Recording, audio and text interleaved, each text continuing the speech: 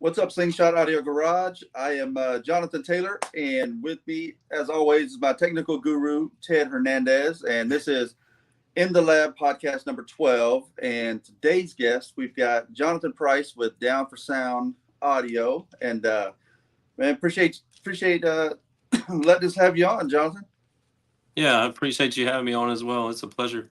And I was going to say the first thing, so before we get all into the audio and all that kind of fun stuff, so you were about the only person I know that actually spells your name the way I spell my name. So like it's a good way.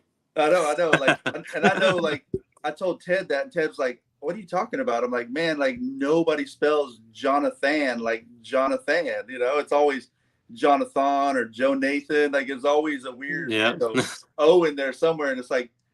That's not Johnathan, you know. So right, that's always funny. I always fight that my whole life, man. I'm sure you're like, yeah. Nobody knows how to spell it.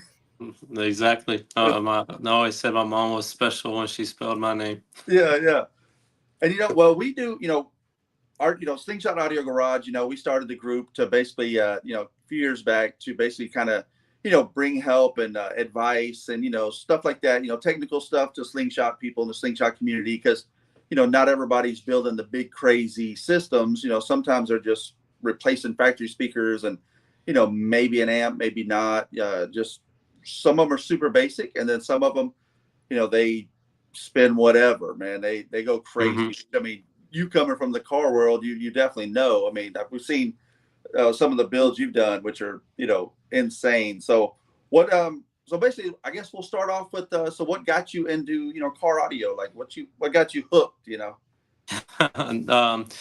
I was I think 13 or 14, and I was or maybe it was, I don't know, 11 or 12, something like that. And I was with my mom one day, and we were going down the road, and I was riding with her in her van, and we pulled up at this red light, and I heard this sound that I'd never heard before. And I'm like, what is that? And we're sitting at the red light, and this dude pulls up beside us in this truck, and his mirror's shaking, his roof is rippling. And I'm looking over there like, man, this is the coolest thing I've ever seen. And my mom's like, standard older white lady, like just disgusted, like this is so annoying. And so anyway, that kind of piqued my interest because I didn't know what bass was. I didn't know anything about car audio. I was just a kid. Mm-hmm. So fast forward a couple of years from then, I was working at my first job, and I had what you could call, or what was called, a hardship license when I was a kid. Which meant where you could drive, but only, I think you could drive when you were 14, but only back and forth if you had a job. Yep. So anyway, I was on my way home from my job, which one of my very first jobs was chopping cotton in the fields of Mississippi. So I just got off from there, and I was driving home, and I hear this sound again. I'm like, oh, like I hadn't heard it since like 2 years prior or whatever. I'm like, what is that? Where's it coming from? And sure enough, he pulls up beside me again. And he was like up a couple of cars from me. So I'm like, man, when this light turns green, I'm following that dude wherever he's going. I'm following him to see what the heck that is. So anyway, the light turns green. The guy's driving through town, and I'm sitting there like creeping behind him. Like I'm like, man, this guy's gonna think I'm a creeper because I'm just following him behind him. Anyway, he pulls in this gas station, so I pull into the stall next to him, and I'm like, hey man, not trying to be creepy or whatever, but what the heck is that noise? And he's like, what are you talking about? I'm like, man, a couple of years ago I told him the story, and I'm like, then I just heard it again. He's like, oh, that's my bass. And I'm like, what is bass? And he's like, oh, come over here and check it out. And he shows me, and he turns out he was working at a car audio shop in my hometown, Greenville, Mississippi at the time. And he had like two Rockford 15s in there, and really nice install and everything. I'm like, can I hear it? And he said yes, and it was game over after that. Like I experienced bass like for the first time, and I've been hooked ever since. Yeah, exactly. That's awesome. Yeah, it's always. I think we always kind of remember the first time. When you hear something that's just. I mean, now you take it for granted. It's just like, yeah, that sounds cool, or check out this or check out that. It's no big deal. But yeah, the first time you're like, man, that's, I want, and it's not for everybody, because For now, sure. like, especially with the slingshot people, that's, I mean, I would say some of them never had a system in their vehicle, Hmm. besides factory. But then when you get around the community and people, have this and have that, and they're like, man, I want what they've got. It's you Right, get right. hooked on it. Yeah, the funny thing is the guy that got me hooked on it way back in the day, maybe like 3 years ago or something, I see an order come through my website, Eric Washington. I'm like, why does that name sound so familiar? And I look at it and I look down at the address and it says Greenville, Mississippi. I'm like, no way, this dude that got me hooked on car audio is buying from me now. Like all these That's years awesome. later, like if it wasn't for him, like I probably wouldn't be into car audio, especially like I am now, like owning this business and everything. So it's Mhm. crazy to see it go full circle. Yeah, exactly. Yeah, that's pretty cool. So what do you do? We know you got a vehicle that you demo that you travel with. You do shows and stuff. Do you do you have I guess customers with baggers and slingshots and tapped into that field also? Oh yeah, for sure. We have a lot of customers with motorcycles and slingshots and side by sides and stuff like that. That we've been constantly. When we first started out, we were just doing car audio, but people it like bleeds over into other categories. Like people that have a car audio bill, they also have a boat that needs car or like speakers, and they also have an ATV that they want speakers on, whatever. So Hmm. anyway, the demand is constantly growing from that. So we've we have a lot of people running our stuff on their motorcycles and slingshots, and now that we've been expanding our marine like grade of speakers, and also like coming out with smaller amplifiers like our Mini Max series amps that we came out with probably about 6 months ago. They've been flying. Like I never it's been our hottest selling amplifier since we started selling amps, like these little Mini Max amps, like because you can it makes obviously it being a lot smaller footprint, people can put them a lot more places and stuff like that. So Hmm. they've been a great thing, and the price point is incredible for what you're getting. Hmm. We're constantly developing and expanding on that offering as well. So so yeah, we're into that. One of or I guess you should say two of the most popular speakers that people are using on their like motorcycle slingshot side by sides and stuff like that are our new CFX Pros. It's a mid with the horn tweeter in the middle. You may have seen some, Hmm. Yep. but very popular carbon fiber mid, so it's water resistant. And also our new hexicone speakers that we just came out with not too long ago.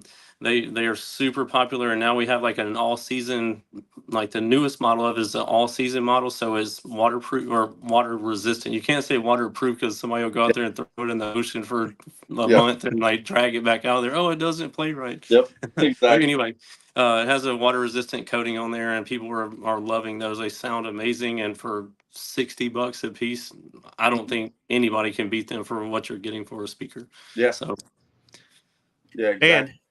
and if you autograph it, that gives you 3 more dBs, doesn't it? damn right. Ted was Ted was asking me when we were talking earlier about it. He said also you have an option for him to sign it. Like I wonder what that does. That make it louder? And I'm like, man, that's awesome. Shit. Yeah, it's just so the reason why that's on there is because when I first started getting into selling like car audio, every now and then somebody would ask like, "Hey, can you autograph my stuff?" I was like, "Sure, no problem." And then like the demand for the request of autographing people's stuff just kept growing, and I'm like, I can't keep up with this because for the longest time I was a one man show, and like having to unbox a 100 pound sub and box it back up, like I'm like, man, this is killing me. So anyway, I had to like start charging for it, which I hated to do that, but that was the only way that I knew of how to possibly offset the demand of it. So I Mhm. started charging like $1, and then like nobody cared, $5, and it slowed it down for a little bit, and then it came back and like $10, and I'm like, like I hate charging people for this and I think it's dumb. So I took off the option for a signature and people started emailing me or messaging on the store like, uh, why'd you take the signature thing off? You're too good to sign our stuff, or I'm like, dang if I do, dang if I don't, so anyway, that's how I got started. It was just so many people requesting it, and it's just grown over time to where now obviously my time is worth a lot more than it used to be. And I tell people, I'm like, don't get it, like don't ask me to sign your stuff, like it's not going to increase the value of the product, because Yeah. some people say that like, oh, it'll be worth more in the future. I'm like, no, it's not. Don't do the signature request. But some people just don't care, or they want to like support me in a way of Yeah. like, they're like, I've just been following you for so long. It means a lot to me to have something signed by you or whatever. So I'm like, cool. I mean, I Yep. really appreciate it. It's very humbling, but Yeah. I Yeah. wouldn't pay anybody for a signature. Like, Yep. that's just me. So I tell people not to do it, but people were going to do whatever they want to anyway. So Yep. that's the story. But that's what makes it cool though, because whenever you get especially in the audio world, like I've done car audio for 30 years, and you know, Mhm. when I first started out in a little shop, like doing car audio, car stereos, like I was like the coolest guy ever, because I worked at the shop, I worked at Gliss's, Yeah. and I was like the installer, like everybody knew me, and it was like you see you in Yeah. the mall, and they're like, "Hey, what's up, Flex?" Blah blah. Like it was cool, and it was a That's cool awesome. thing. I was like, man, I'm like the guy, and I Hmm. wasn't a great installer back then, but I mean, I could do it, Yeah. but it's a cool feeling that even as an adult, or older adult now, it's still, I don't know, it's still humbling. It makes you feel good when people I don't know, like what you do, and encourage you to do, just keep doing good. It's Yep. a cool feeling. Yep. Definitely. Absolutely. And yeah, I was going to say, I know we noticed your yeah, you have a whole line of speakers, so like pretty much not just the products that you sold or used to sell and still sell, but the entire down for sound, different speakers, coaxial, mid-range, mid-bass, amplifiers. I've seen a lot of that, like you said, in the last 6 months, really start to take off. So that's pretty cool deal. Yeah. I Tell appreciate us. it. Oh, go ahead. No, go ahead. Go ahead. Yeah, so like if people don't know me or know my story of like how it got started was about I think it was 4 years ago. We started our first amplifier, the JP23. Over the years of us selling, we started out as a online store selling everybody else's brand, and the more we sold other people's brands, people started asking, when are you going to sell or create your own brand of products under like the Down for Sound name brand, because people were growing to trust and know they could rely on us to do business the right way, offer like fair prices and everything like that. So they wanted like to have a Down for Sound branded product. So that's when we decided to come out with the JP23, and it was basically a 2,000 watt amp, and we overbuilt it and like made it have all the bells and whistles, like clear plexiglass on the bottom, a nice looking heat sink. You had your Tiffany style RCA connections. Your bass knob had all the like, it had the temperature and the voltage display, the clip lights, like it had everything, and the price point was like very, very fair. And so it took off, and people started buying them and telling people about them. And then obviously what comes next from that is, when are you going to make a smaller amp or a bigger amp? And then when are you going to make speakers and this and that? Mm-hmm. And so we went from selling that one amp 4 years ago to now we're approaching 600 SKUs under the Down for Sound name brand. So we went from one amp to 600 different products is what we're coming up on right now. So that's kind of how we've Damn. expanded on it over the past. And it just comes from people. It's like just like the amps. Like we're like, okay, we're gonna come out with a tweeter. Like we come out with a super tweeter, and somebody's like, oh, I need one this size to play this frequency. Can you do that? Yep. Can you do this size and this frequency? Can you do that? Yep. So we just basically listen to the customers and try to deliver a product that's amazing and very fair priced. Like I just want to offer a great product at a fair price. Is Mm-hmm. that's been my goal since we started it, and we keep doing that, and it has been growing like crazy. So we just keep it going. Mm-hmm. No, that's the right way to do it, man. Because I mean, I see a lot of companies, they'll just create a speaker and say, yeah, these are the best, you should buy them. I'm like, what? Well, says who? Like it's just out of nowhere. I've never heard of this brand, and now all of a sudden it's like being forced down your throat. Like, oh, everybody's selling it. I'm like, that don't mean it's good, And Right. And what's good for one person could not be the right application for another person. So that's why we have now, like, I don't know, 50 different types of mids. Like, it's because of people needing something that's weather resistant, or needing something that plays more mid bass, or like the next person doesn't like mid bass, they want higher frequency. Like, so you have to come, and then somebody needs a shallow speaker. So there's all these different needs and wants from different people. So that's kind of how we keep expanding the lineup. yeah, yeah, I know. absolutely. Yeah. I know you said you had 600 SKUs, but tell us a little bit about it. You got speakers, what type of speakers, amps, any additional things besides that?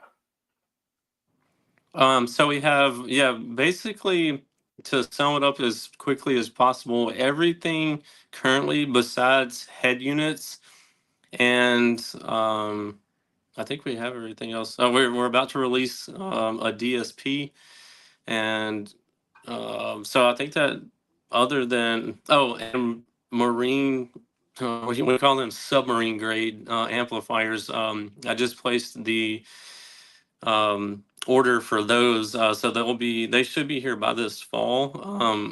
But like, so they'll be sure enough like waterproof amplifiers. That's something that we haven't had. The Mini Max series is smaller footprint stuff, and people use them on their slingshots and side by sides and stuff like that, but it's not, you still can't get them wet. Like, so they need to be put in a drier area. But anyway, so those are the things that we're missing right now: waterproof amps, and and subwoofers. We also have subwoofers. We don't have any currently under our name brand, but we have put deposits on 3 different runs of subs. So in the next 3 or 4 months, we'll also have subwoofers here. So at that time, the only thing that we won't have under the Down for Sound name will be head units. So anything from deadener to wire to heat shrink, fuses, ring terminals, amps, batteries, like you name it. All the other stuff, like, we've kind of expanded into it. Nice. Outstanding. Mm-hmm. No, that's really cool. Yeah, because it's like you said, there's always you never know what the next person wants, because like I don't love shallow speakers. I don't think they're that great, but at the same time, not everybody wants to change out, let's say, like a factory pod on slingshots. They're not super deep. So, you might need a shallow speaker. So you might want something that can handle some power and still be shallow. And, and not everybody wants the same type of sound, like I tell everybody in the slingshot community, don't compete. Just don't chase that carrot. Leave it alone. The judging is weird, and it's fine. Don't get me wrong. I still compete just to promote my brand, but it's everybody has their own different wants and needs, and everybody has a badass system. Like that's where it gets dumb. It's like everybody has a kick-ass stereo, and it's like, just leave it alone. Like don't compete and get in the ring and get all weird about what you have and don't have. You're still gonna have a badass system. At the end of the day, whether you win or lose, you got a badass system.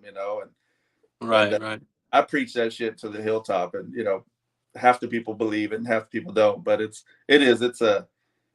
all about what you need and what you want in your stereo. It doesn't, it makes you feel good when other people like it too, but at the same time, it's like, Yeah, I tell people that, like, all the time. I mean, having like a larger following, I mean, collectively over 1 million followers online, I always have people messaging me like, "Hey, what do you think about my system?" Or, "What do you think about," like, I'm like, "Man, if you like it, I love it." Like, don't ever build your system for somebody else's approval, because you can't make everybody happy. Make it where it makes you happy, and if it does, then that's all that matters. Don't worry about what other people think about your system, because you're never going to make everybody happy. Same thing with my Tahoe. Is crazy, but some people will get in there and be like, like, is like, because there's way louder stuff out there. It's not the loudest thing out there, but I like it. So that's really all that matters to me. And I guess the other good thing is the majority of the people that get in there, like, I would say 95% of people, like, really enjoy the demo that they get, and that's what it's all about for me. Yeah. Speaking of demo, Oh shit. I got something to show everybody. I kind of cut up some of your YouTube thing. So hang on one second. We're going to show a demo. We'll be right back with you.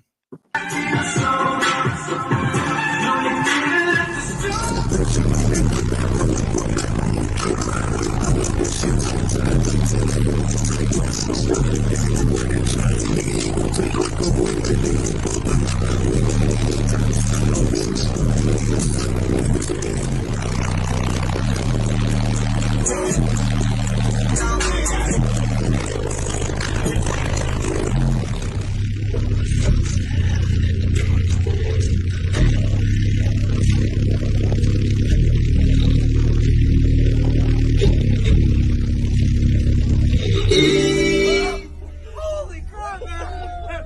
What the heck? I was not expecting that, man. Thanks for checking it out, man. Thank you very much, man. Yep. Holy crap, let me out of this thing. I gotta open it out there. That's painful, man. What's happening, guys? If y'all enjoy, that's awesome to see. Everybody likes bass that you get in something that has bass. It's like, yeah, that's not even fun anymore. Like it's Right? Yeah. it gets to a point where it's like that's just yeah, shit. Yeah, at the end, I saw like that guy getting a demo. It blew his hat off, and a lot of since we did this new enclosure last year, and we've been tweaking it over the last year, and now it's getting pretty good, like where it's really windy and it does nice. So like I can turn it up to a certain amount, and a lot of people like they'll be vibing pretty good, and then I can hit them like with a good amount more. And a lot if they have a hat on, unless their hat is super snug, like it'll just snatch their hat off their head and sling it out the window, and they're just looking around like, what the hell just happened? So but anyway, I've been when I saw that, I'm like, I need to get my camera guy to do, or my videographer and editor to do like a hat stealing compilation or something. I think that would be good. Yeah, that'd be perfect. I mean, I went down that rabbit hole and was going through a bunch of your videos. I was like, and I was just laughing my ass off because there were so many people like, I can't breathe, or they were tapping out, or just the hair was just everywhere. Yeah, that's just fun. That's super fun. It's I remember those days. Well, I mean, shit, I say those days because I haven't tried to chase that shit in years. It's just like, nah, it's cool. Like I don't need 415s in my Civic anymore. Just ridiculous shit in the wall just because, like I don't have kids, so I never needed a back seat. So it's like, okay, that goes away. That's a box now. Like that was just what you did, So yeah, it's silly, and it's fun. Don't get me wrong. It's super cool. Like I said, at the end of the day, it's super cool when people love what you got. It's a good feeling, and really that's why I think I like the Slingshot world so much, because it's not just audio, it's everything. With wheels or paint or 4-seater or whatever, lights. Like they go insane. So it could be anything. And it all encompasses that the car audio background of just doing shit that doesn't belong, shouldn't be. But it's yours, so it's exactly how it should be. You make it happen anyway. Yeah, I mean, in the Slingshots, and I mean, even side by sides and motorcycles, it's all like, just like my Tahoe is just super over the top and has all the bells and whistles and everything. They do the same exact thing to a motorcycle or to a Slingshot. Like this, like any and everything that you could modify and make better or louder or brighter.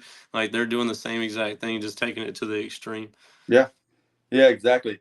Yeah, I remember I was reading a comment. Jack said that he said it was in 2018 with Jack Palumsky with Underground Auto Styling. He said in 2018 he had brought a 4-seater by your warehouse after SEMA.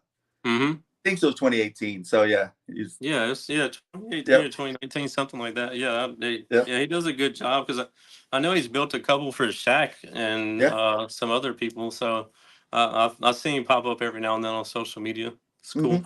Yeah. Oh yeah. Definitely. Jack is definitely one of the leaders in the Slingshot community for sure. It's there's always an envelope to push. It's just like with your Tahoe and crazy bass, and even your, not just bass, like your mids and highs aren't no joke. I mean, just looking at the doors, like that thing can get loud and crisp, and you wouldn't want to be nowhere near it, at the volume it could reach, and so it has it's for mids and highs. It has over 80, and it has a 6,000 watt amp, like a true 6,000 watt amp on each door. So it doesn't play around. Yeah, exactly. How can you still hear? What? I said, how do you still hear? I'm just kidding. That was perfect. Got him. No, and even my work truck that I have, it's a 07 Chevy, and it has 12 mids and 6 tweeters per door in the front doors, and about 7,000 watts per door. So it, like, vocally is very loud. I don't have any subs in there, but honestly, I can't even tell you the last time I turned it on, because I'm always doing business phone calls or on my phone or whatever. Like, it's probably been literally months since I listened to it. So people ask how I hear, and I'm like, you probably listen to your system or just your regular car stereo way more than I do. Like, if you listen to it every day or whatever, that's more than I do, because I'm just always on my phone trying to do business and stuff. So the only time that I really listen to my uh, Tahoe is when I take it to shows, and it's for kind of really short durations in comparison. It might be like 45 minutes to an hour worth of demoing. I'll like cut it off for 35 minutes or 30 to 45 minutes to let it cool off for a while, and then start it back up. So throughout a day, I mean, I may demo it for a total of 3 or 4 hours, which is not great for your hearing, but I usually don't turn I don't know if you know this, but your mids and highs are what hurts your hearing a lot more than well, really that's what hurts your hearing. Subwoofers or subsonic frequencies don't really mess with your hearing. Yes, you feel it, but as far as your eardrums and stuff, it doesn't really affect them much, especially in comparison to your tweeters and your mids. So even when I'm demoing for people in my truck, I'll turn the mids and highs up to like a level of where you can hear the words like good, but it's not like just ripping your head off with the mids and tweeters. So I kind of get that to a level where it's like it's good, but it's not crazy, and then I'll bring the bass in and like destroy people with it. Yeah, so exactly. That's the fun part. Yeah.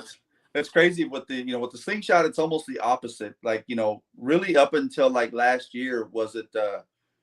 Everybody had mids and highs. Like, it was super loud, clear. I mean, hurtful loud. Mid bass, mid range, but no sub bass. And now it's like they will. They're stretching the Slingshot. Jack's done a beautiful stretch with just for the subs. Literally, it's only add 12 inches just to build a box in that thing, and then the bass output is tremendous. And then That's other awesome. people take the whole seat out, like the passenger seat, and just do away with it, or they'll build off the back of the Slingshot like 3-4 foot, just ridiculous. The most extreme that you can go to get that sub bass, that shit that you feel when the bass drops. And because the mids and highs have always been there. They're loud. Like, they're loud. They can be strong. Like, Florida with their compression drivers and horns, like they got the most obnoxious, loud, just strong, like in your chest shit, but no sub bass. But still, it's impressive. But now it's like they're bringing the sub bass along with all that obnoxiously loud, pain, and it's cool. It's cool to see the progression of it to just get more and more ridiculous, and it's like keep taking it to the next level. yeah, exactly. It's like when does it end? Like I never use my passenger seat ever, and I just travel, and I throw shit in there, and it's like, well, maybe I should make it a 4-seater, but then I'm like, if I do that, I already know I'm ridiculous, and I'll put subs and shit in there. So it's like, just leave it alone, But it's just right. It's like an addiction. Yeah. Oh yeah. It'll happen. It will happen. But yeah, man, I'm trying to think of what else. I mean, shit, you covered everything. Like, it's always good to talk to, just, not just vendors, but people that are, not just people trying to that sell product, but do what they do. You know what I mean? Like, you don't just have a business and I sell audio. It's you do audio. I first saw him on YouTube when he was out there, not product reviews, but you were just telling about products and telling about specs and going over some of the things that y'all do sell at Down for Sound, and some of it, whether it was a sundown sub or DC audio this or an amp, and that was very informative. Some of the videos that you do. Yeah, that's another thing that we get into, because after a while, like people, my YouTube following really blew up because of videos that I used to do of like, I don't know if you want to call them your more obnoxious videos of where like we would go and base in the middle of traffic and get people's reactions, or we'd go through drive-throughs at Wendy's and like just get people's reactions and stuff like that. So those videos like got a lot of people following me. But over the years, like, and especially when the business started, I didn't like, I was the, so now I live in Las Vegas and my truck, most of the time it stays in Montgomery, Alabama. So I don't have it readily accessible to just go jump in when I have an idea like, oh, let's go drive through Wendy's again and get another reaction video. Like I can't just go grab it because it's 2,000 miles away from me. But anyway, that's where it started at. But since it's not readily available, I try to come up with other ideas to do for content, and Mhm. that is a lot of times it's like new products that we have coming in. But you can only do so much of that, and it'll turn people off because they're like, he's just trying to sell me stuff now instead of like what we started following you for. Yep. So trying to balance that, but we've also been doing what we call a rapid fire question segment. So obviously having over 500,000 followers on YouTube, it comes with a lot of comments and engagement and stuff. But for a while, like I wasn't ever responding to anybody because you just can't keep up with it. It's just there's one of me and 500,000 of other people. Like it's Yeah. impossible. So, but I started seeing comments come through that were like repetitive, and I'm like, I've seen this. Like a lot of people ask, like, what is a big three? Like, what is a big three Yeah. upgrade? And I'm like, well, maybe I should start like answering some of these people's questions, especially the popular ones on like, and me communicate with them through a video. So not only do they get their question answered, but they also get a response from somebody they're a fan of. So anyway, we started this, and every week, a couple of times a week, actually, we'll release one of these videos where we go through and like people are asking questions on the videos. We'll take their question and I'll personally give them my opinion on like it could be like what amplifier do you think I should run with a Sundown XV312 or something like that, and I'll tell them what I would recommend and why I would recommend it, and like, and anyway, I'll move on to the next one. But just giving them, so it's me engaging with them and like letting them know I'm not just here to sell you something. Mhm. Of course I'd love to sell you something, but I'm not just here for that. Like I'm also trying to provide you value, and like I by far don't know everything by any stretch of the imagination, but I've accumulated a little bit of knowledge in the car audio field over the past 10, 15 years. Mhm. So anyway, I just try to share what I do know. And if somebody asks something I don't know, I'm like, man, I'm not really sure. I don't know what the best answer is here, but Mhm. maybe somebody that's watching this can help us in the comments and tell us like what the correct answer is on this. Like when it comes into very detailed stuff on like DSPs, Mhm. that's not me. I have Yeah. people for that. But DSP tuning and like and all the 6,000 different Yeah. settings and modes and all that stuff. That's Right. not me, man. And I'll tell you first, Yep. like right off the rip, it's not me. But like we've hired techs to be when we do release these DSPs to be able to help people and like and do that. But I don't Mhm. know everything, so you got to have people on your team that can help people with situations like that. No, and I think that's one of the most important things though too is just being honest about what you know and don't know. Like because there's so many people that would just try to fake it till they make it. And it's like you just look like an idiot if you don't know what you're talking about, and it's okay. Like I'm not a tuner. I can get you by and it'll sound good, but there's that fine tuning that yeah you got to have the guy that has that that has that Yeah. golden ear. I mean, it's not just an ear anymore. It's gotten so Yep. technical because you have all these measuring devices Yep. now, like where people, because a lot of people, we have to tread lightly here, but we have so many people like they'll blow up a bunch of speakers like time and time again. Like I've been installing for 30 years. I'm like, just because you've been installing for 30 years Yeah. don't mean you've been doing it correctly for 30 Right. years. Like we want to try to help you and point you in the right direction, because you continually blowing up speakers, it's not doing any good for either one of us. Yeah. Like you're pissed off because you got a blown up speaker. We're not happy, one, because you have a blown up speaker, and two, we're trying to help you replace it. But then if you do it again, where you're not learning, like Yeah. if you keep repeating the same thing, that's the definition of insanity, is you keep doing the same thing and expecting a different result. But why would you get a different result? Exactly. But anyway, so yeah, installing is very Mhm. important. But now you have the measuring devices, such as like the JL stuff. Like, I mean, I know my friend Drew Jones, he's got so many different meters, and like it's crazy with like the level of and like the level of detail that you can Yeah. like tune it to, and like like it's not lying, because the thing about car audio is this is subjective to each person. Like, so you can have somebody, like you're talking about, like they have that golden ear, so they listen to it, they're like, oh yeah, that sounds perfect. And then the next person that claims that they have a golden ear, they Yep. listen to it, they're like, no, something's off right Yep. here. Like, and Yep. so you start comparing these different people. But when you have measuring devices that like there's Hmm. it's not preference at that point, it's just strictly data that you're looking at, like, oh, and of course you can be like, well, like I like my mids and highs to be a little brighter, me personally, but the next person might not want it to be as bright. But you Yep. having the data there, you can like, okay, boop, boop, boop, like you can Yeah. turn it down and make it where like each Mhm. individual person likes it. But you just have all these measuring devices now, so you don't have to rely on Mhm. somebody's best Yeah. guess, basically. Yeah. No, you're exactly right. I've heard Slingshots tuned both ways, whether it's with the with the RTA and the little meter they set up around it, and literally flat line whatever everything, and it's like it's Hmm. where it should be, like theoretically.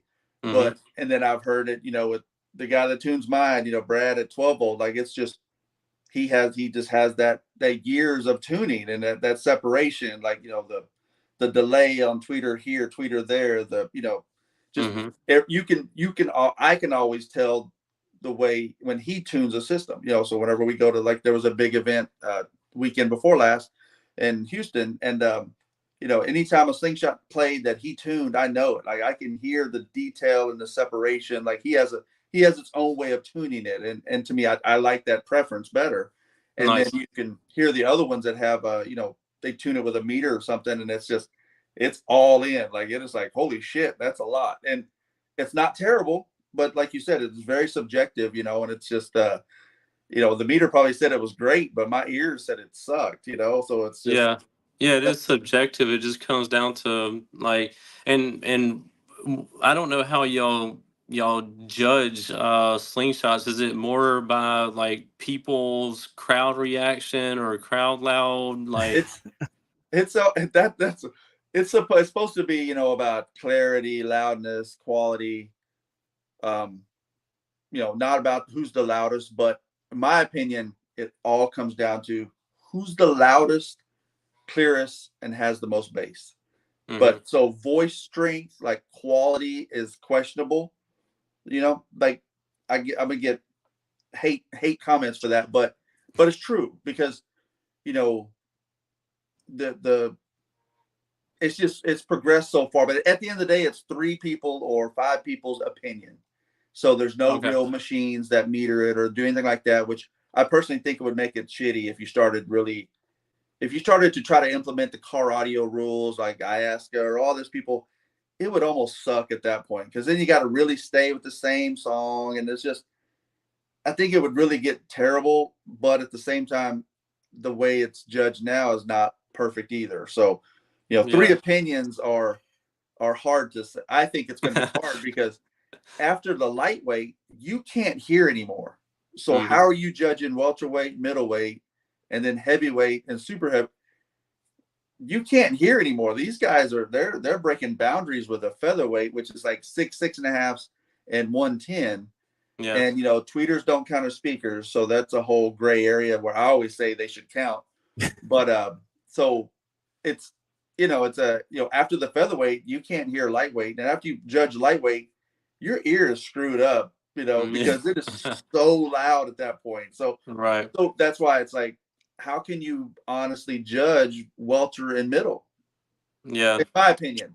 But And that's why, like in car audio, you had to come up with a standard, like yeah, to go off of, like with a meter, because because obviously, I mean, most people, once you get to like say a 150 to a 153, like the vehicle that it's in, the 150 could sound louder to you than the 153. Like, so it's like the people, I mean, I'm sure it's already happening, but people will feel like sometime, like you probably leave some of these slingshot events and people feel some type of way after the judging happens. They're like, man, there's no way that dude was louder than me. Like, they listen to his after this, and like there's no way. Like, yep, so anyway, that's why it just comes down to like data being the deciding factor, because at that point is not somebody's opinion on, like, it's not an opinion, like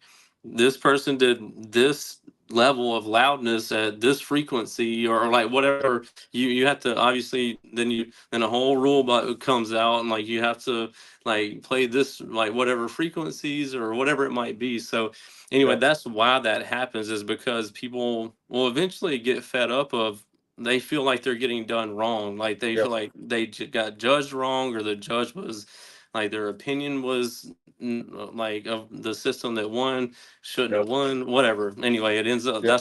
that's why it comes down to that. Oh yeah, yeah. And I imagine What, it what's the will go that way one day or another. what's the highest number you've hit on the meter? I actually don't even compete. If I had to guess, it would probably, like, my Tahoe probably does, I don't know, 66 to 67. Like, I probably play it around a like lower to mid 160, like when I'm demoing. So it's fairly loud. But like I tell people, I'm like, a lot of people will just travel to these shows to just come get a demo from me, and I mean, I really appreciate that. But I'm like, man, don't come like just to get a demo for my vehicle. Like, there's so many other builds out there and they're each like unique in their own way. Hmm. So I'm like, come and listen to everybody else's. Not that I would think that they wouldn't, but a lot of them travel like, I just want to hear your truck, man. I've been following you for so long, and I appreciate it. But I'm like, what if, like, I mean, it's easy to have something break and I can't play it for you. So don't be Yeah, disappointed, or like, don't let it ruin your show if you can't get a yep, demo from me. There's a ton of other builds out there that are yep. unique in their own way, or even way louder than mine. Like, it used to be one of the loudest ones at the show, which it still holds its own in like a demoing category. But when Hmm. it comes to these people that, I mean, every time I turn around, there's somebody coming out of their the garage with a 170 dB Yeah, plus vehicle. Like, back back in my day, when yep, somebody did a 150, they were yep, crushing it. yep. Like, it took a lot to get to a 150, and then it got to a 155, and then like, then next thing you Mhm. knew, people were creeping into the 60s, and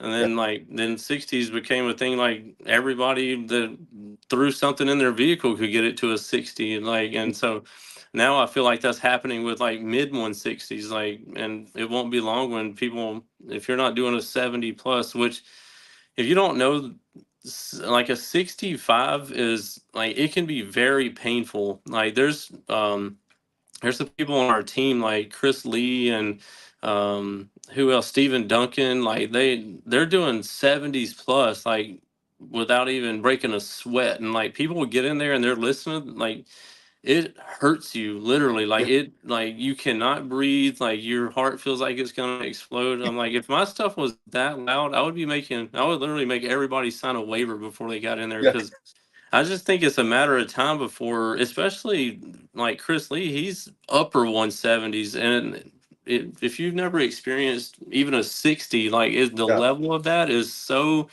ridiculous. Like they try to get me in there like every time we're at a show. Get in there real quick, man. Let's get to. I got to get a video reaction. I'm like, bro, you won't. I won't even get past the door. Like, I Yeah. mean, I won't. Like the door opens and it's. I mean, 5 feet. Like from there, that's as close as I'll get to it. I'm like, you're not getting me, bro. It's not worth it. But I'll video people all day long, and I hope the day doesn't come that somebody really gets hurt. But I think it's just a matter of days when that's going to happen. Something bad is going to happen. I mean, I've literally seen these people that have these extreme vehicles put a watermelon over there and it explodes like from it Yeah. being so much pressure. It just explodes, and I'm like, what's the difference between that and your head or your heart? Like, so anyway, exactly. Yeah, that's what I say. Everybody wants bass till they Didn't have Scott bass. Owens? Like, that's not fun anymore. Didn't Scott Owens hit a 180 or 181 or something like that? there's some people like that are approaching 185s now, like, or actually maybe higher than that. It's wild. That's crazy. That's crazy. You have to sit there and bolt the damn doors down, and it's just crazy. Mm-hmm. Yeah, I mean, strictly pull up there, hit it for 3 seconds, game over. Like that's all it is. 3 to 4 second burp, and they put it back. Like they take it back out. So, I mean, I know everybody has their things and their preferences and stuff. But that's just not me. Like I don't compete for that reason. Like because a lot of those builds, they're strictly competition. Like if you wanted to get a demo, they would probably tell you no because it's not made to demo. It's just made to play for 4 seconds and try to achieve the highest decibel reading as they if they can. But mine, I want to go to shows and like share it with everybody basically, and like let them get in and experience it and like see their reactions and get them hyped up about car audio or just audio in general. And that and seeing the smiles on their faces and stuff is really rewarding for me. Mm-hmm. Yeah, exactly. That's what I like about Slingshot events. I tell everybody, don't compete. Like just play in the parking lot with your badass system. Then it's going to be badass. And you won. Like 50 people. Like, man, you should compete. And then you tell them no because now I don't compete. And then to 50 people, you won. So like don't put yourself in that position to feel bad about your system when it's amazing. Like you got a badass system. Like don't feel weird about it. And there's so many that do sound pretty impressive, and I would rather hear that everyday street hip hop, that I would rather hear that than the same old shit they're going to play in competition. But that's what the judges want to hear is the same old shit they play in competition. So right. Well, for slingshots, and even with with vehicles, it's pretty similar. So it's just different little rules they play by. But I tell everybody, man, just don't compete, enjoy it, and you're going to have a lot more fun because 100 people are going to think you are the best in the parking lot, and go home with that, because you do have a badass system. Don't pull in, spend $50 and have 3 people that may have never put a speaker in their life tell you that this guy was better because maybe they were that day or that song or after they heard something that whatever, now they can't hear. Like it's just subjective is so it's silly, but because I like different sounds. I like the way I like voice and strength in the music. The tuner Brad calls it the warmth in the music. I'm like, I like that. I like my little 6.5's got mid bass. Like they're doing it in the Slingshot, and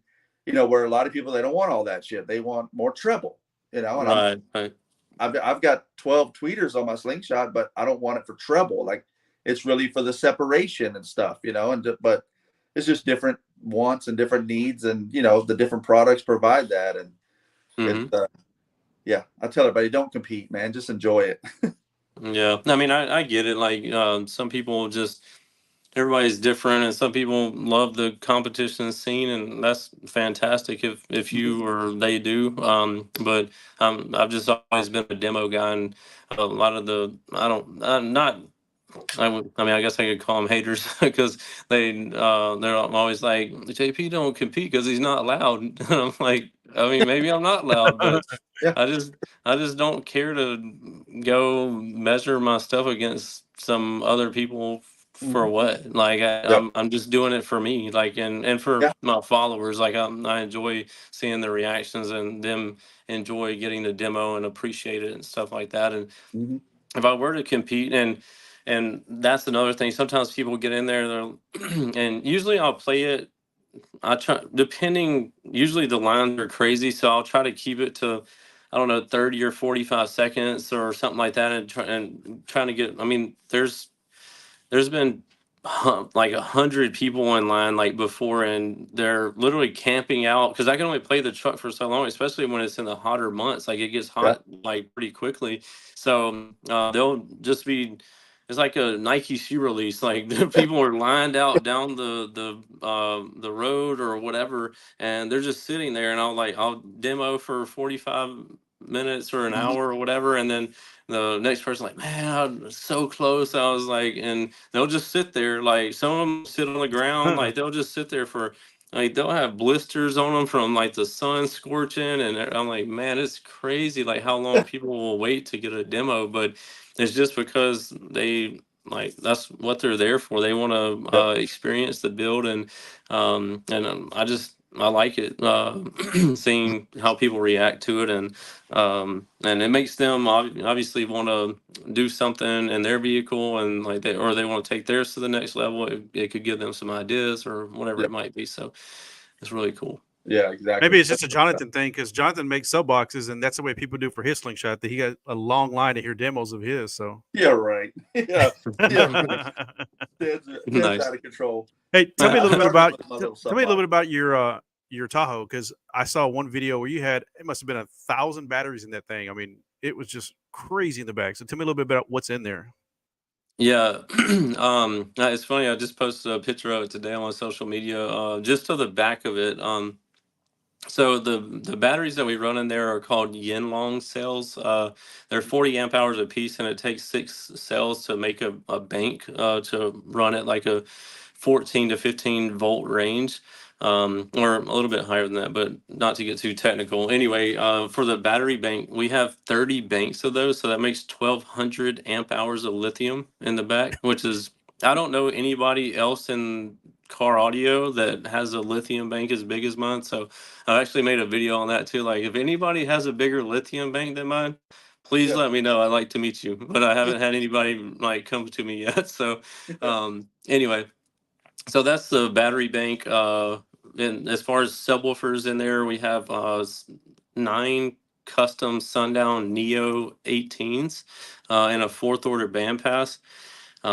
Powering those, we have a JP down for sound JP83. Currently, it's our biggest amp. We're it's about to get superseded by a JP93, but those are probably a month or so out. So, but anyway, JP83 on each subwoofer, the 18s, and they're putting out almost 11,000 watts a piece. So just on the subs, we have over 100,000 watts of power.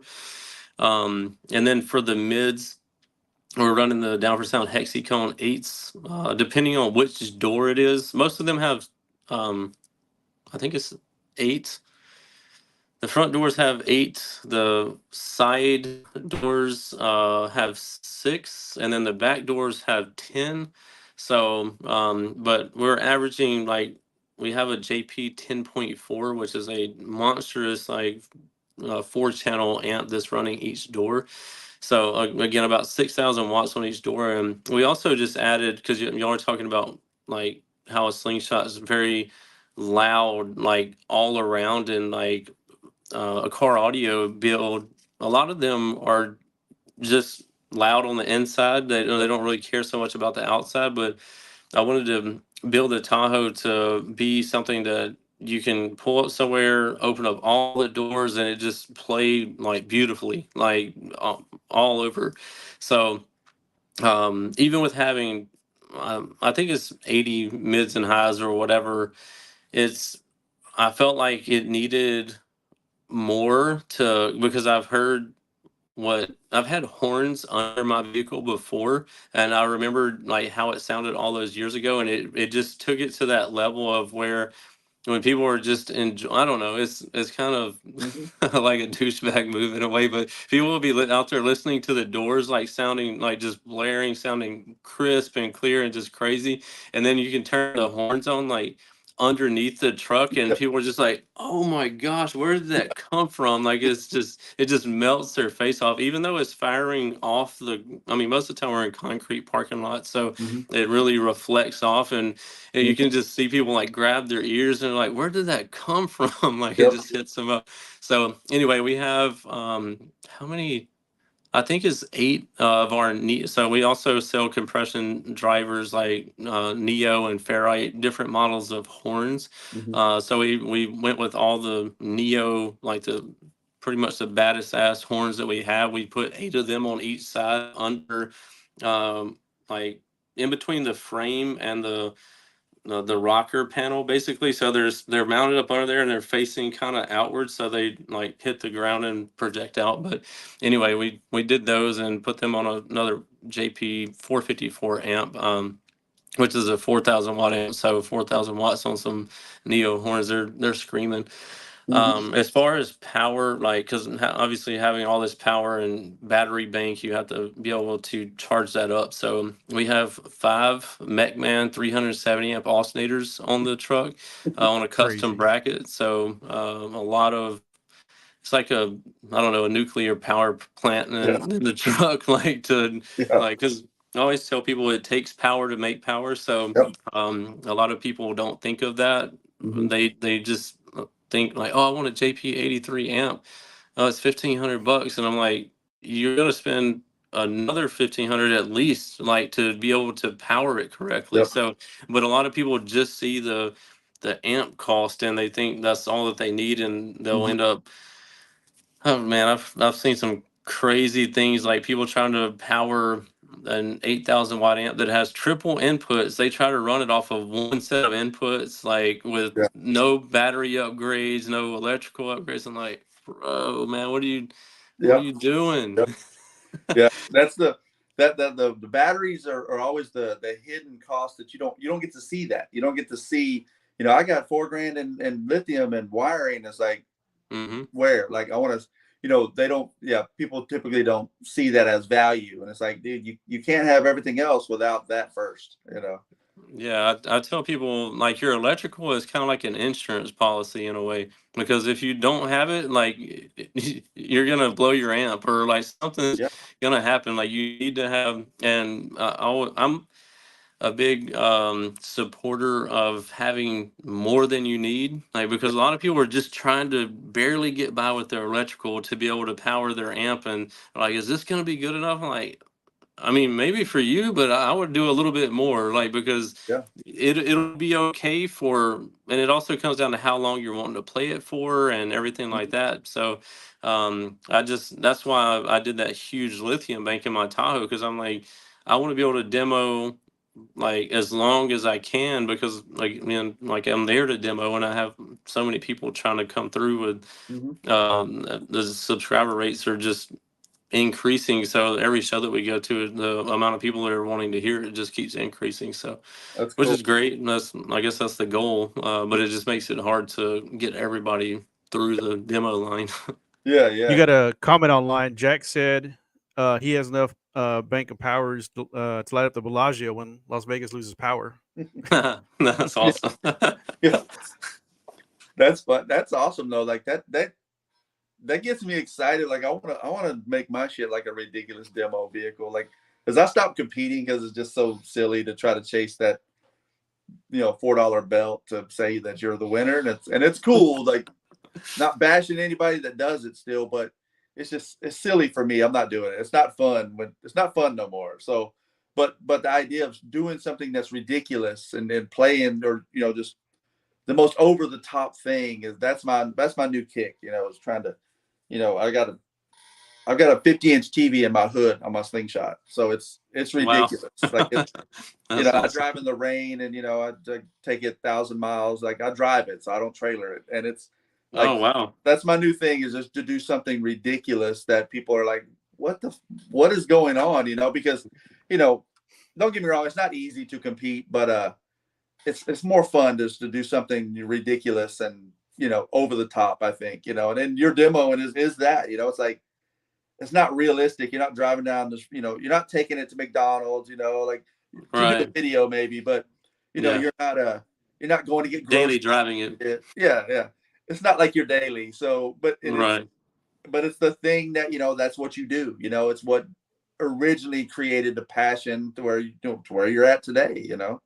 That's Yeah, what it's definitely. about. That's super cool. Hey, Jonathan, tell us a little bit about your shop in Vegas. Did it move from Mississippi to Vegas, or did it start in Vegas or Nevada? That's a whole story in itself. It could take an hour to tell that, but in the shortest sense of the word, it originated in Mississippi. Then I met my wife or girlfriend at the time. She's over there like watching me do this. But anyway, met her and then moved to Vegas and ended up before or when I moved to Vegas. Well, in that time, like right before I moved, I just kind of started dabbling in the car audio sales thing. So it was really slow. Like I might be getting a sale like I don't know every 2 weeks or something. It was that slow. So it's not something that could sustain us or support us in any way. And anyway, moved out to be with her, and things kind of it went from operating out of her garage to two 10 by 10 storage units, and then I ended up getting my first warehouse, which is 2,500 square feet.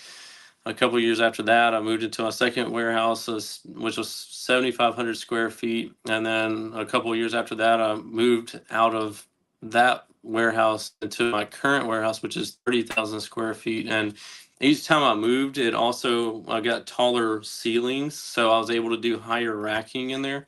So currently we are in our main warehouse is in Las Vegas, Nevada, 30,000 square feet. I have about 20 team members, or I hate calling people employees, but if you say team members, some people might think it's just people on a car audio team, but 20 people on payroll. Yeah. So providing some jobs for people, and that's how it's kind of grown over the past. I think I moved out there 8 years ago. So in 8 years, we went from my parents' attic to 30,000 square foot warehouse, and about the past 3 years, we've done close to $20 million a year in sales. So it's grown. Wow! Congratulations. I appreciate it, and I couldn't do it without my team, and just as important as my team being able to get all the orders out and stuff like that. My supporters and fans and customers, like that's where the demand comes from for me to be able to employ all these people and give people jobs to keep roofs over their heads and stuff like that. So it's really fulfilling. Yeah. Nice. Yeah, exactly. And if you sell good product and if the customer service is there, then I think customer service is probably the number one. If you take care of the people, that will sell itself. Like you don't even have to work hard at that point if everybody's happy to deal with you. That's Yeah, I truly believe in that. Oh, definitely is. Customer service is very important, and I mean, having turnover in a company makes it where it can have some very challenging times. I mean, running a business is is always something in itself, but I guess the challenge is what keeps it interesting, and like you're always trying to figure stuff out or whatever. But customer service is definitely important, but we're not perfect, but we always strive to become that. But like when you have people that leave, or like you have to let go of people because they're not doing what they need to be doing or whatever it is, like it creates problems for people that get forgot about or slip through the cracks or whatever it might be. But it's definitely not our goal. Our goal is to like have the best customer service as we can. But again, we're human. We make mistakes, but we do ask people to show us a little bit of grace. Like we're still we're still in our infancy stages, like in comparison to somebody like Rockford Fosgate or JL or like these 100-year-old companies or whatever. We're still in our diapers. So Yep. we are here to help people, and we want to do the right thing. We're not here to take advantage of anybody or anything like that. So give us a chance to make it right or to help you out before running online and complaining. Like Oh yeah. that's something that kills me, is like people will go online and complain about something, and I'll look up their order and I'm like, they haven't even messaged me. They haven't even contacted us. Like, and a lot of people now will kind of go to bat for us and like, oh, did you contact them? Like, oh no, I figured they wouldn't answer anyway. Or I'm like, how? Yeah. What? Like, how do Yeah. you not even ask the person the Yep. first person you should be asking? You didn't even give them a try. Like, Yeah. come on, man. I Or was, But I think it comes down to people just wanting their 5 minutes of fame, or five, yeah. they just want to go and like have somebody say, oh, it's gonna be okay, buddy. You're gonna be all Yeah. right. Like. Yeah. And Like I I think mean, I literally don't know of any other reason why somebody yeah. would go post online about it when they haven't even contacted the person Yep. that sold it to them. Like, Yep. at least give them a chance. But Yep. it just has to be they want some attention. And I think everybody's so ready for some battle, and it's like, dude, it's not a big deal. We're gonna make it right. It's cool. Like, but I think everybody goes into what they perceive an issue with the, like their gloves on, they're ready to box. It's like, oh yeah, cool, no problem, we'll take care of it. It's like, you know, they don't know how to act. Oh, I wanted to fight. Yeah, Like, like, yeah, you don't have to fight. It's cool. Like, we're gonna take care of it, and it's a weird deal. But what you said was when customers and people that you've sold to in the past come to bat for you, that's the best. Like I'll post something or somebody will post something about me, and it's like I'll have 7 people be like, no, it's not like that, blah blah blah, just it's that makes you feel good. It's like, yeah, I don't even have to sell it, like, because that's not who I am, and I'm not gonna bullshit you. I'm not beating around the bush. I'm not trying to avoid you. That's not the thing, and it's cool when people come to bat for you, because you're the same person, that that they've been dealing with. You're not putting on a persona. It's business. It's good business. So that's the way to be. Hey, I got one more video for you before we let you go. Tell me if you remember this. All right. Okay. So if you like seeing me get choked out, if you like seeing car show footage, if you like seeing insanely huge systems, if you like seeing car audio footage, if you like seeing me do random silly things, then rest assured, because you came to the right spot. That is, if you go over to the other channels. What's happening, guys? If y'all enjoyed all the hot content that you saw in that video, be sure to follow me on YouTube, Facebook, TikTok, Instagram under the Lifer Price, and also Down for Sound Shop on Facebook and Instagram. How you like that one? That was hilarious. Was that the very first video I did? Yeah, it was the very first one. Wow. Yeah. Ted went back in time with the Super Stalker. He was like, check out these videos, see what you think. I'm like, man, maybe wait on the last video to see how the conversation goes. Like, yeah, like if we're cool and you think it's going good, okay, it's funny. But if it's not going good, maybe you're being an ass. Yeah.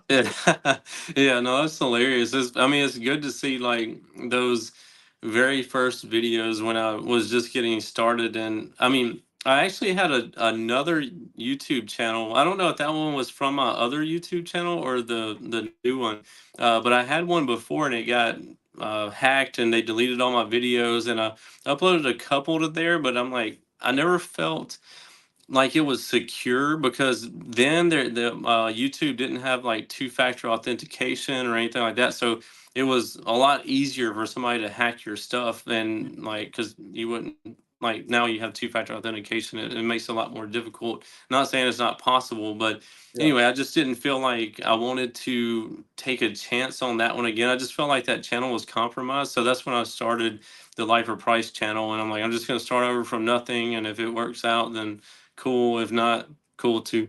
But it also mentioned something about I think you had a hunting channel or something like that, or I don't know. Yeah. I thought I was gonna be a hunter I always hunted when I was a kid. I grew up in the South in Mississippi or whatever, so I always went hunting. But the older I've gotten, the more I've become a lover of animals than somebody that wants to kill them. So, but anyway, I mean, I don't have any problems with people that go hunting as long as they like use the meat and stuff like that. Like, Oh yeah, if you're just out there killing stuff just to be killing it, I'm not a fan of that, and I don't think it's right.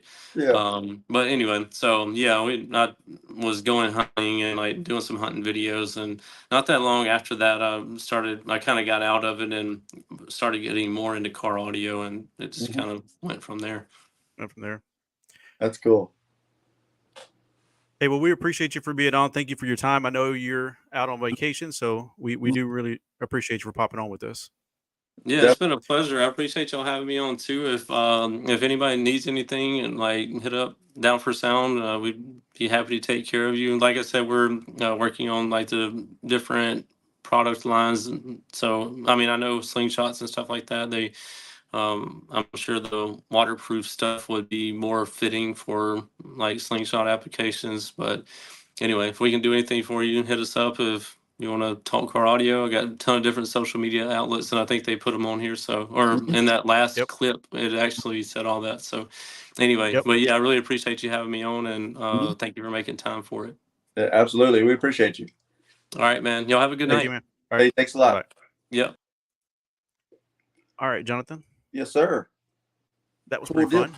Yeah, that was cool. That was cool. It's always good to see, not just be, like, slingshot. You want to be slingshot, but it's good to talk to people that have a different look, as far as in the industry when it comes to audio. That's cool. Real cool. Good information and good knowledge. It seems like the conversation always turns into or talks about batteries and voltage and stuff like that, where everybody wants to spend all this money on their amps, but you need batteries to do that. So I like how the conversation always goes to that, because it's one of those And things he somebody mentioned, talks about. yeah, he mentioned that having the big three, that that's one of those things Yep. that they just want these humongous subs and these big old Mhm. amps, and they don't think about the the wiring on it or Yeah. the batteries, and because running off that little bitty old Polaris battery ain't gonna cut it. No. And I'm guilty of installing plenty of systems with lights and everything on that battery, and I'm like, don't play this unless it's running. Whether it's your lights or your audio, and you're still gonna need another battery. You need two batteries, and you need to spend that money, and then eventually people do, but then sometimes they don't, and it's like it will never be where you want it to be unless you spend that money on that. So the more knowledge, the better. That's what the group's all about. A couple things for next week. So our next guest is James McCrae of SS Takeover. He'll be on Monday. That should be a pretty fun show. Mm-hmm. Yeah. And then we'll release the month of May. I'll get it out next week. That way y'all have it, and let you know who's going to be on there. I've got a couple more. I've got the people just some more dates to firm up which date they're going on. So. Mm-hmm. Then we got 2 new admins that we're going to announce. So when do we want to do that? You said maybe next Friday? Maybe Friday, maybe sometime this week. We'll do a whole show with them. Yeah. We're probably on. I don't know if you want to schedule now, but we can talk about what day. But I want to make sure we run on top of other people's lives or podcasts. So we'll probably do it on Friday, I think. Yeah. We just want to be able to provide more content for from other people besides us. Like we live in damn near the same city, so it's like we want to be able to make sure we provide content from all over the United States. With people with different opinions and different outlooks and different ideas, and I think that's what Slingshot Audio Garage has been about from day one, is just having as much information as you can get, and then you can pick and choose what information that you want to apply to your stuff. So that's cool. Yeah, they'll have their own different roles and help us grow this thing, whether it be on Facebook or Instagram or YouTube. Because YouTube needs to grow quite a bit. If you haven't gone over to YouTube, subscribe, like and share everything. We're trying to get to 1,000 subscribers, and then we get an opportunity to do other things after that. So please go over to YouTube. The links are always in there. You can just click on the link and take you right to there, and just subscribe to it. Well, I guess I'm gonna have to build like a demo slingshot with like 9 18s in it, like Johnathan, so we can get 500,000 followers. Like, I mean, if that's what we got to do, I guess I'll sacrifice. I'm gonna just do hair tricks.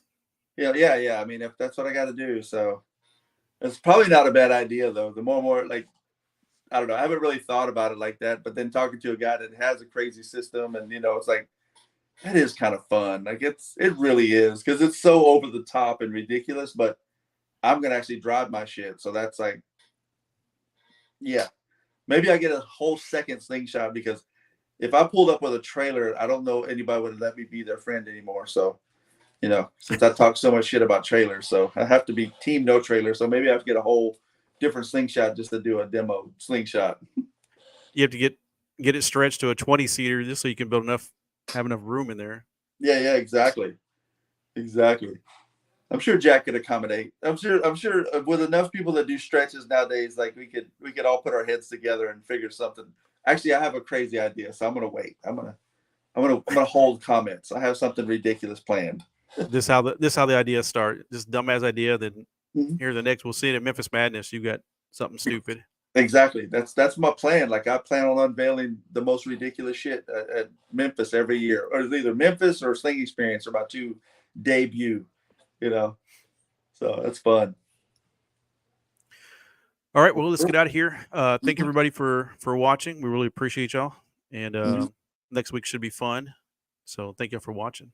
Yep, exactly. We appreciate everybody.